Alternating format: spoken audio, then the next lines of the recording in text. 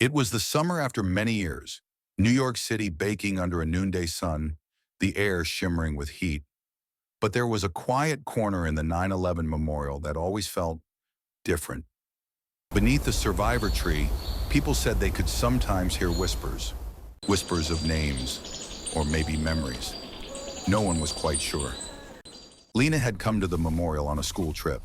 She had seen photos of the survivor tree, a gnarled, charred Callery pear that had survived the destruction, pulled from the rubble, blind to many years of sun before it took root again. She stood beside its trunk, hand hovering over its bark, tracing the rough lines where it had been burned, where it was scarred. The tree had been rescued, nurtured, replanted. It was a living memorial. A breeze stirred, though the air had been still. Leaves rustled high above. Lena thought she heard something. One voice, low and soft. Her heart skipped. She looked around. No one close enough to be speaking. That evening after dark, Lena couldn't stop thinking about it. She returned alone, walking the paths toward the tree. When the lights around the memorial were dimmed, except for a few lamps, shadows stretched.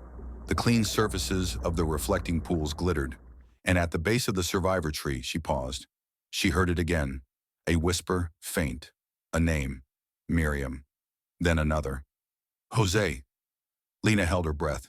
The names sounded like people. Children, maybe. Workers. She leaned closer to the trunk. The bark was cold. The breeze seemed to carry voice. Was it wind through broken branches, or echoes of memory? Lena asked a groundskeeper nearby, an older man with gray hair, glasses that reflected the lamplight. "Do people ever hear voices here?"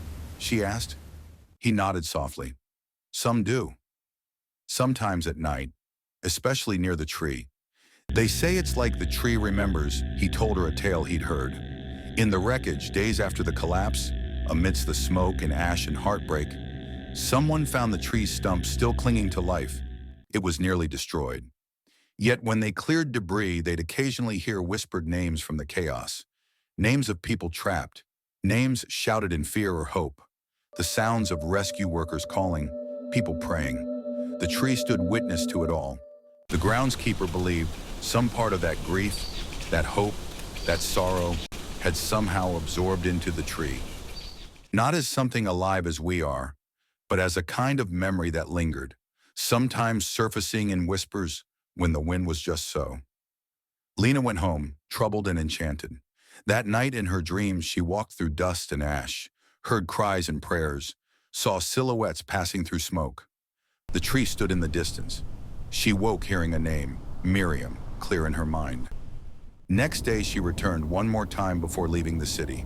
She placed a small paper leaf shaped like a pear on the memorial's fence. In memory, in hope, and because she felt a connection. She whispered, "Thank you." Under the noon sun, a breeze rustled the tree's leaves. For a moment, Lena thought she heard a soft murmur, like countless voices saying, "You remember." Was it really voices? Souls speaking? Wind? Imagination?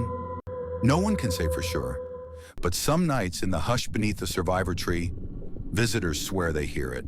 A name, a whisper carried on the wind. A world suspended between memory and now. Maybe that's its power. We don't need to find proof. We just choose to remember.